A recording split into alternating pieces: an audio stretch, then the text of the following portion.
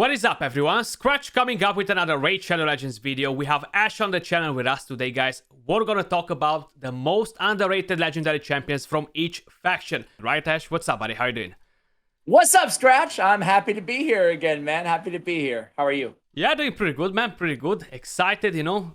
Time to talk Me a too, bit man. about the underdogs. Bring Yeah, it. dude, I love it. I got some. These are some tough choices in these factions, man. I was looking over my assigned factions here, and there's a lot of good legendary champions out there, man. Yeah, definitely. Like, I had a bit of an issue as well, because there are quite a few, and some factions are like them. Everybody looks pretty good. Like, who you would Yeah, pick out of here, you know? But yeah. And when you're doing a video like this too, it's easy. It's easy to pick already good champions and be like, they're underrated, you know? So I'm going to go a little bit, I'm going to go for not the obvious choices in this Let's video. see. All right. What do we have on the list? What you want to start? Where should I start? Shadowkin? Want to start at the bottom? Start with the bottom. So with All right, cool.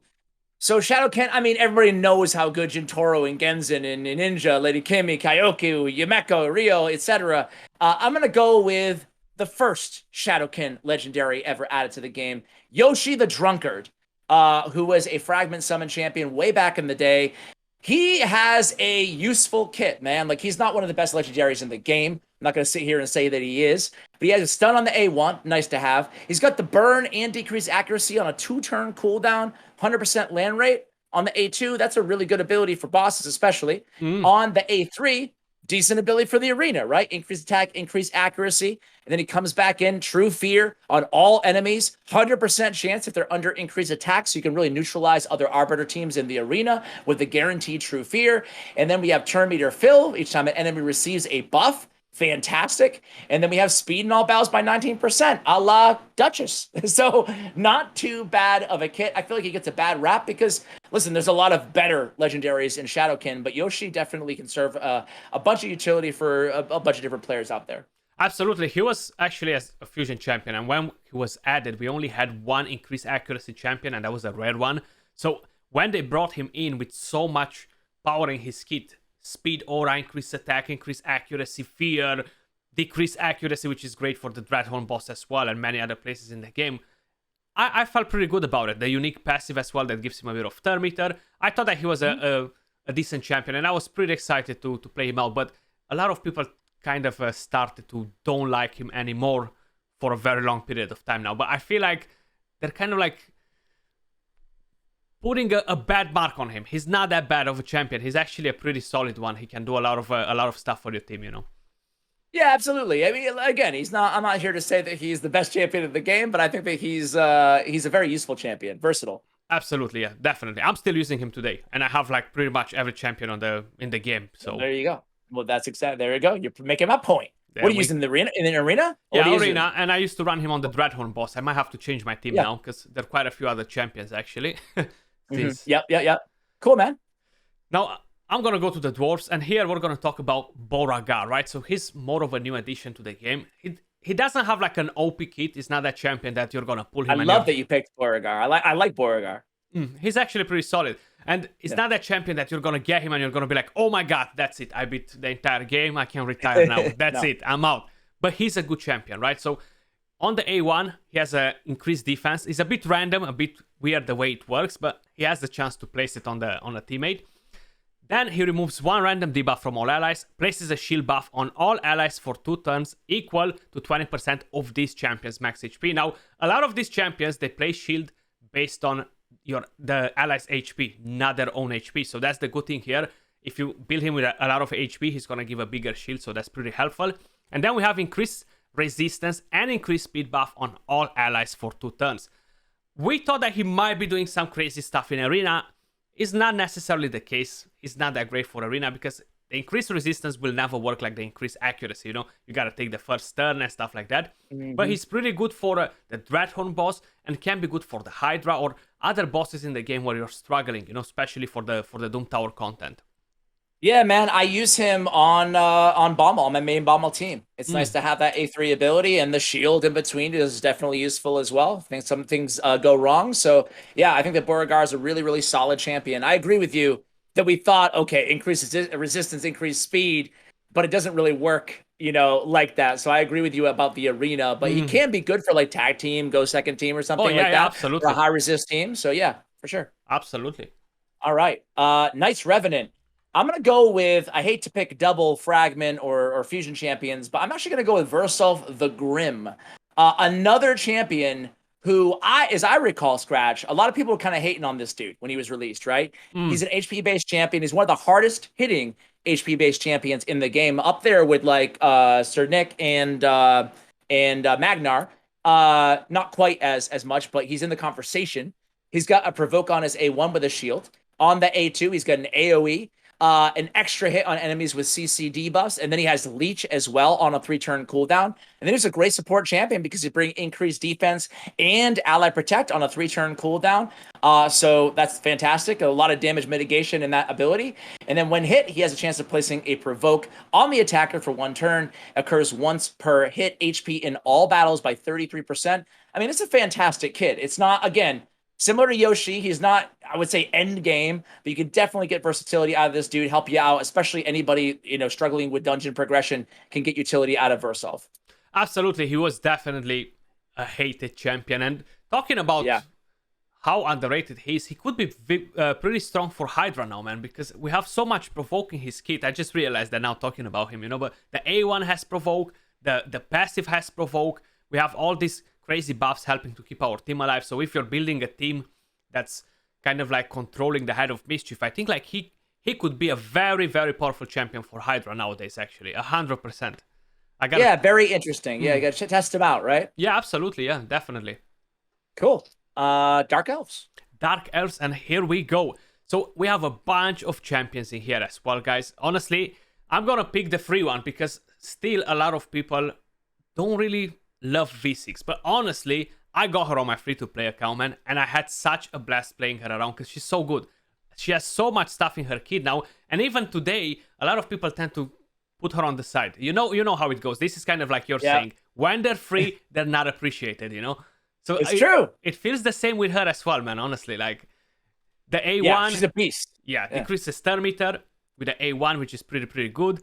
Then the A2, AoE, decrease speed, ally protection. The A3, provoke on a 3-turn cooldown, and then she's getting a bit of a shield. And the one thing that I would like to be a bit different is the aura. Would be nice to be for all battles or something like that, just to kind of like help the people all around. I hate when the auras are tied to faction wars or something like that. But overall, she's a beast of a champion. She looks amazing, Yeah. No, I agree 1,000%. I think it's a great choice there. I can't imagine being free to play or even just anybody, I guess, in the game and not getting some utility, at least somewhere along the way on progression on your account from Vizix, because after they buffed her, man, that was a massive, massive buff. She went from like the worst void to definitely a solid one. Yeah. From zero to hero, basically. Yeah. Exactly. For a lot of accounts out there, absolutely. For Undead Horde, I'm going with... Let's see. Skartorsis. Yeah, he got a buff recently, yeah. Yes. After the buff, they reduced the cooldown. I think of both the skills or just the rebirth. I think it might have been just rebirth. Just rebirth, I think, yeah. Yeah, and they kind of improved a little bit of the healing and turn meter. It's a weird skill the way it reads on rebirth. The A3, it's a cleanse and then a heal. And then fill turn meters. The amount of the heal and the turn meter is based on the amount of debuffs removed from them. But it's a really solid heal and turn meter fill. But of course, it does depend. Also has increased attack and increased crit rate on a 3-turn cooldown, and an AOE with a buff steal on the A1. Great for Hydra Clan Boss. Great for really anywhere in the game. Has speed in dungeons by 33%. That is, I think, the best speed aura for dungeons. And a very fast champion at that, to begin with at 109 base speed. So Skartorsis is definitely a viable option out there for a lot of players, whether it's Hydra or whether it's just dungeon progression. Oh, absolutely. I remember him back in the day because he's an OG champion. He used to rock Arena as well, like he used to be the king of Arena. As Cleanser, the A1 used to be so annoying, always stealing your increased attack and stuff. Used to be the good old days. A pain to deal with him, but I feel like now, since they decreased the cooldown, that was the main issue that I had with him as well. He's definitely a top-notch champion to run in Hydra, even in some dungeons if you need him progression all around. He's definitely not a bad champion. You can run him with Seer for the buffs. Tons of things that you can do with him now, 100%, yeah. Absolutely. Who would you have gone with on Undead? Probably with him as well. Probably with him, cool. or Sato is pretty underrated as well. I feel like he can smack pretty hard. The only thing is that, you see, a lot of these champions became underrated and not as used anymore because of Reaction, Stone Skin, Swift Parry, and all these sets that they kind of like changed the whole meta all around. Yeah, I agree. Okay, good choice.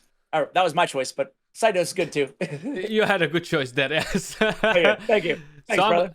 I'm going at Demonspawn. I'm going to talk about Countess Leaks, actually. I feel like I'm not seeing enough of her around, you know. Like, she's a strong champion, and if I'm not mistaken, I think I've seen somebody making a pretty fast Fire Knight team like ages ago, but I can't remember who, so I'm not gonna put my hand in fire because I'm not sure.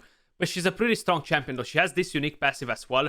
Fills the champion's turn meter by 5 each time an ally receives a debuff. So, for example, we wanted to try her out back in the day, that if Madame Series comes in play, strips the buffs from your team, she can come in play and then lock them with the A3, attacks all enemies, fully booked 100% chance to place block active skills and kind of like screw up their entire team with a nuker and car on them. Was actually pretty fun. But then you have the A2, attacks all enemies 3 times. Each hit has a 100% chance, fully booked, to decrease the speed for 2 turns. Each hit has a chance to decrease the enemy turn meter by 10%. So you can knock down turn meter, decrease speed. With the A1, you have a weaken, attacks 1 enemy 2 times. That's what makes it pretty solid for a Fire Knight. Great for the dungeons, great for arena. Tons of places where you can use it, even for Hydra, actually, without a problem. Yeah, absolutely. I think that she's a fantastic champion. She's so much fun. She's on my main. I use her in Faction Wars right now. That's the only areas I use her in, but she's a beast there. And, you got me thinking, man, I should probably try to find more use cases for Countess Lix as well. She looks sick as well, actually. Those wings are very, very nice. She really does. Okay, Orcs. Let's see. I'm curious why you got here. I feel like I probably talked about it on your channel before, but I guess I'm gonna go with there's 2 champions that kind of pop out to me here, and I guess I'm gonna go with Nogdar, because I do think that Nogdar the Headhunter is like one of the more fun champions I've ever played in the game, and ultimately it's a freaking video game. It's about fun, right? So absolutely. Nogdar in a Frenzy set is just something to behold. No one really gets excited when they pull Nogdar the Headhunter. However, he can just be like the Energizer Bunny and just keep going and going and going and killing and killing. He has an extra turn if his A1 kills an enemy, and it's a very, very hard-hitting A1 ability. He has almost 1,700 base attack and good multipliers on top of that.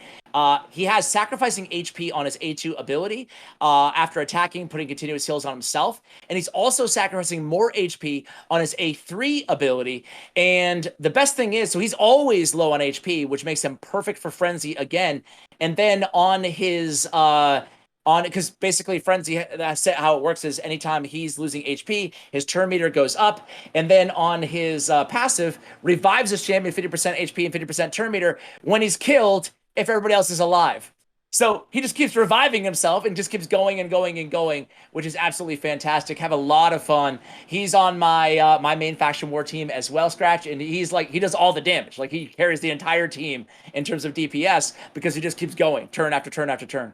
Yeah, I still haven't played him, though. Like, I meant to do it for a while. I might actually look at him in the next few days, but definitely looking forward to try him out as well, to bring a bit of fun into it, you know?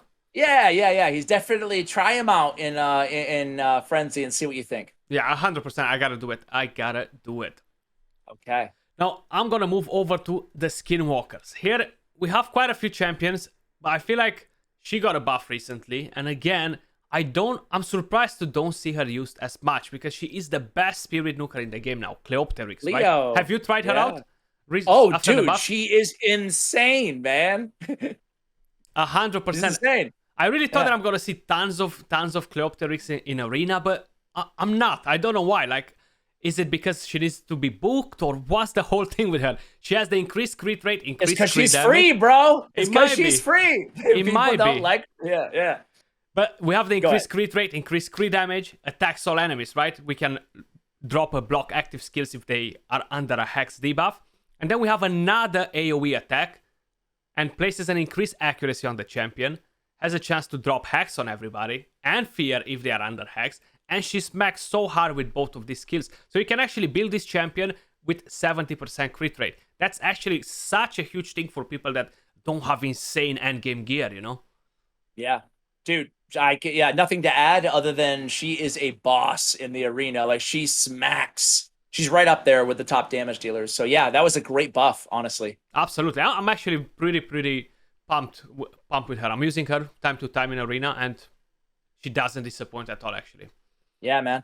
Lizardmen. I'm gonna take it old school here, man. I could give it to a few of these champions.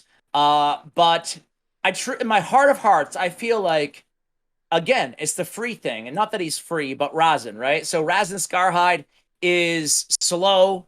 He's old, like old school. I mean, He's and actually he's not like the sexiest champion in the game. This is this big, iron-plated lizard dude with the orange mohawk going on.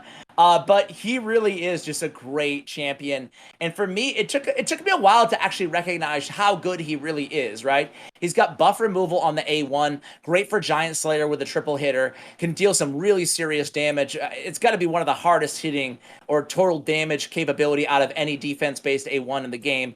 On the A2, it's just a fantastic debuff for bosses, whether it's clan boss or any other boss in the game. You have decreased defense and weaken, a la, like Venus and Dracomorph granted on a one target, but still, against bosses, fantastic. And then 100% turn meter depletion, which is fantastic for control against any wave anywhere in the game. And again, he's a tanky dude, damage based on defense. He can help out really everywhere in the game. And he has resist in arena battles, so you can even use him, beyond progression in maybe a higher resist team if you want to try something a little bit unorthodox or outside the box in the arena for a go second team. So I think that Razin is just a tremendous champion overall. I think that most people probably know that, but I think he's even better than most people give him credit for. Yeah, absolutely, man. Like, he used to have the highest resistance aura for arena in the entire game. A lot of people used to run him because of his A3. And overall, he used to be great as a tank in the Spider 20, He was blending in the defense down, the weaken. When people were struggling before to beat the Spider guys was a real struggle because we didn't have so many champions. Like, when I've done my Spider 20, we barely had, like, Arbiter got introduced not long time before. And we barely had any champions in the game. Not like now, having 700 plus crazy good epics and all this, So it was so much harder. Back in our day. Yeah. Back in our day, exactly. Like, we're talking like we're 50 years old. But yeah, he was he was actually one of the top champs. And he's still very solid for clan boss. And just generally a good champion, I agree. So I'm going to go at Ogryn Tribes. And right here, again, there are quite a few champions. And funny enough, because I'm going to click on one of the fusions that I skipped. I've never done the fusion because I was like, nah, I barely started the game now.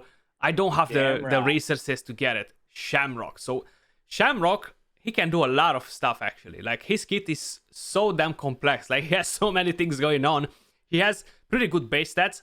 And on the A1, attacks one enemy 2 times. Each hit has a chance to remove a random buff from the target. If the buff is removed, has a 35% chance to steal the buff and make it his own.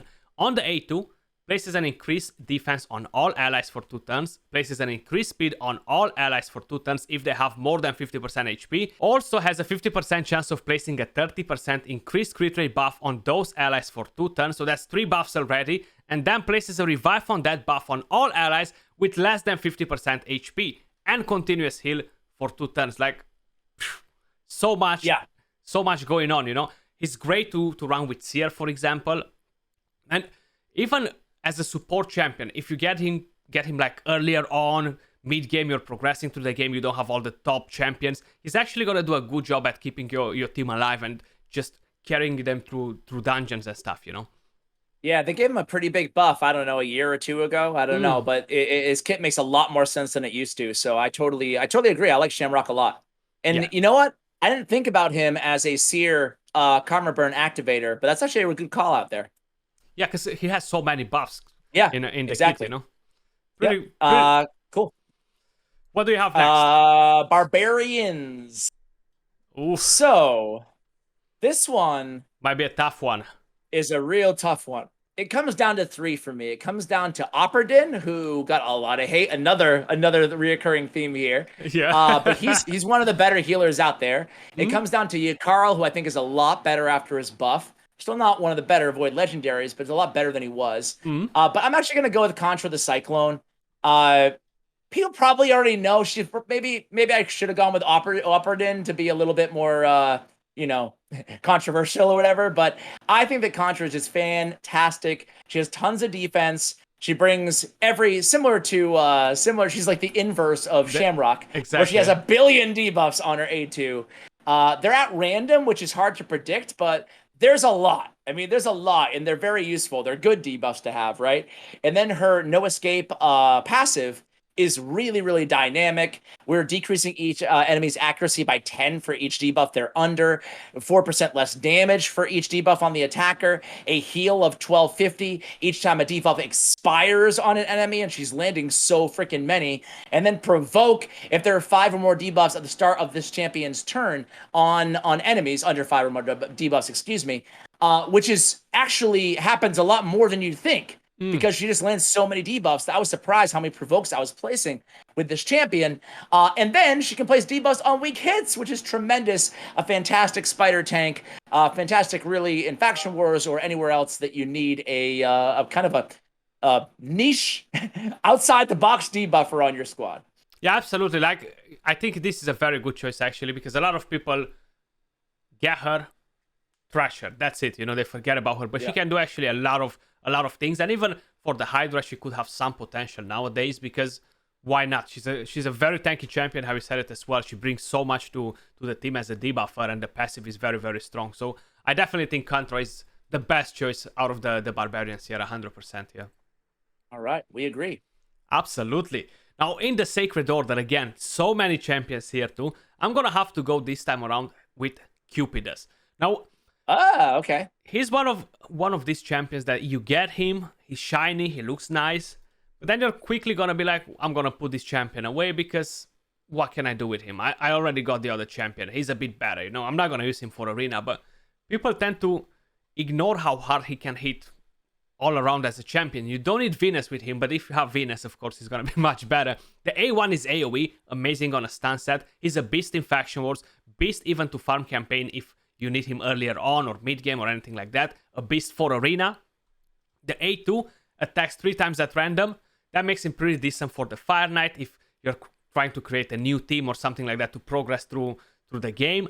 We have HP burn there. Then we have increased attack and a big smack from the champion. So it's a pretty good one. We have the attack aura for all battles by 33%, 1.5k attack. So definitely not a champion to mess around with. Cupidus. Yeah, man, I like Cupidus. I run one of my Hydra clan boss I use Venus and Cupidus together, obviously incredibly good together.